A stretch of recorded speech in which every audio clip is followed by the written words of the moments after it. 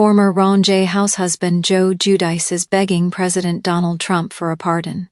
He spent 41 months in prison for bankruptcy fraud and was eventually forced to leave America. The father of 4 now lives and works in the Bahamas. So what exactly did he say to the president? Keep reading for more details. Joe Giudice begs President Trump for pardon. It has been 5 years since RHONJ star Joe Giudice was released from prison and deported back to Italy. For his family, it was terrifying, as they had been fighting for him to stay in America. He was still married to Teresa Giudice, who was raising their 4 children in New Jersey. She had also served time for their fraud convictions, but for less than a year. When Joe was sent to Italy, his wife and daughters traveled to see him, but he was asked for a divorce. It was clear that his time behind bars had changed everyone and caused a lot of distance. Now in the Bahamas, Joe's girls can come and see him whenever they want. Plus, he has started his own business endeavors. He promotes them vigorously on social media, and even had a short merch drop. Now, he is desperate to return to America, so he is begging President Donald Trump for a pardon. Joe shared a slide of snaps, old and new, to illustrate how important his family is to him.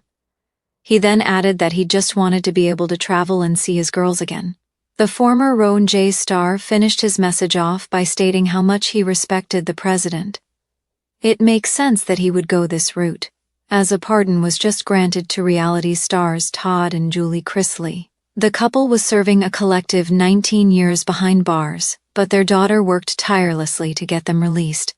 Savannah Chrisley campaigned with President Trump and did not stop until Todd and Julie were home. This is a very real possibility that Joe Giudice could get a pardon from President Trump. He was willing to listen to Savannah Chrisley's pleas over her parents and respected her family. Therefore, he ultimately pardoned them and could not wait to get them released within 24 hours.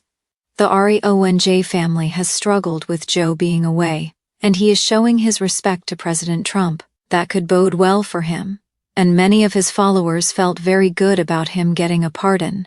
He received support from his ex-wife, as well as their daughters. Of course, some followers felt that this could not happen, and questioned why Joe did not become a citizen when he had the chance. These questions could be asked for days, but now, all Joe wants is to be able to come and go as he pleases. Do you believe that Joe has a chance at returning, and would this make for a good RHONJ spin-off? Let us know your thoughts in the comments below. Joe Giudice's last plea, a heartfelt request for clemency from the president in the waning hours of a cold autumn evening. The faint glow of city lights flickered through the windows of a modest New Jersey home. Inside, Joe Giudice sat alone at a worn wooden table, clutching a carefully folded piece of paper. His face, weathered by years of hardship and regret, was marked with lines that told stories of struggle, resilience, and hope. Tonight he was about to make a final, desperate plea, one that he believed could change everything. For years, Joe had been living under the shadow of his past mistakes. The high-profile legal battles, federal charges, and subsequent deportation had turned his life into a turbulent journey of redemption and regret. Once a familiar face on the Real Housewives of New Jersey, he was now more a symbol of perseverance in the face of adversity than a reality TV star. But tonight, Joe's focus was singular, reaching out to the highest office in the land, seeking a pardon from President Donald Trump, a last-ditch effort to restore his life and reunite with his family. The letter he was about to send was more than just words. It was a plea from the heart, infused with hope, remorse, and a desperate desire for redemption. The letter, a heartfelt appeal with trembling hands, Joe unfolded the paper and began to write, his voice echoing in his mind as he poured out his feelings. "Dear Mr. President," he started, his handwriting shaky but determined. "I am writing to you today as a man who has made mistakes, a man who has paid dearly for them. I understand the gravity of my actions, and I take full responsibility for my past. But I also believe in redemption, in second chances, and in the power of mercy." Joe explained that his life had been a series of lessons learned the hard way, from his early days working tirelessly to support his family to the rise and fall of his personal life. Each chapter had left an indelible mark. His legal troubles, he admitted, were a dark cloud that hung over him, but he insisted that he had changed, becoming a better man, a better father, and a more responsible citizen. "I am not the same man I was when I made those mistakes," he wrote. "Since my incarceration, I have dedicated myself to self-improvement. I have taken courses, volunteered in community programs, and worked tirelessly to rebuild my reputation. The pain of being separated from my children, who are my world, has been the greatest punishment of all."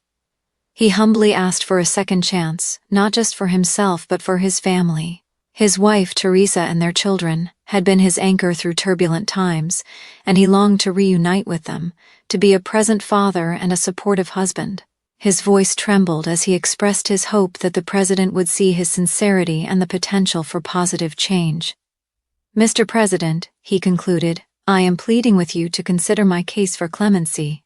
Give me the opportunity to prove that I am, to make amends, and to contribute positively to society once again.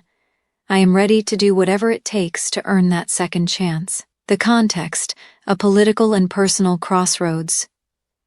Joe Giudice's plea came at a complex crossroads. His story had garnered widespread media attention: an American immigrant, a reality TV personality, and a man who had faced the consequences of his actions with dignity. His supporters argued that he deserved mercy, citing his efforts to turn his life around and the hardships he faced being separated from his family. Meanwhile, critics questioned whether clemency was appropriate, pointing to the seriousness of his original charges and the importance of upholding the rule of law. The debate raged across news outlets and social media, reflecting the deep divisions in public opinion. But for Joe, it was personal. His desire wasn't driven solely by politics or public sentiment. It was fueled by love and a longing to repair the torn fabric of his family life.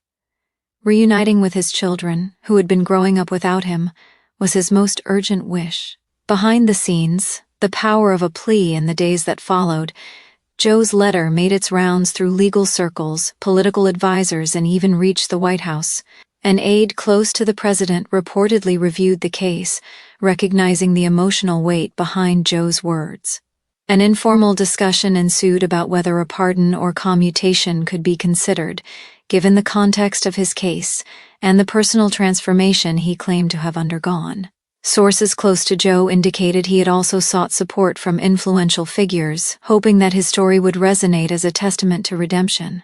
He believed that if he could just get President Trump's attention, his life could take a new direction. The power of hope and Joe's plea was more than just a letter. It was a testament to the universal desire for forgiveness and second chances.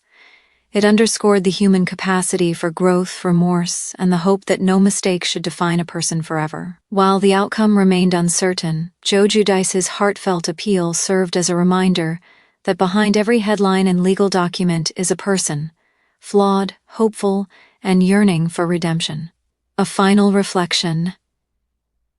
As the night turned into morning, Joe carefully folded the letter, placed it into an envelope, and addressed it to the White House.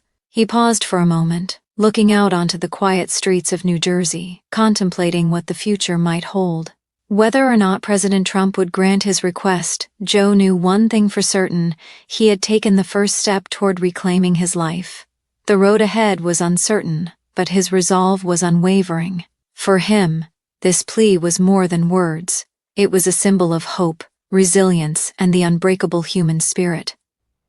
And as dawn broke over the horizon, Joe Giudice prepared to send his letter, holding on to the belief that even in the darkest of times, there is always a glimmer of light waiting to be found.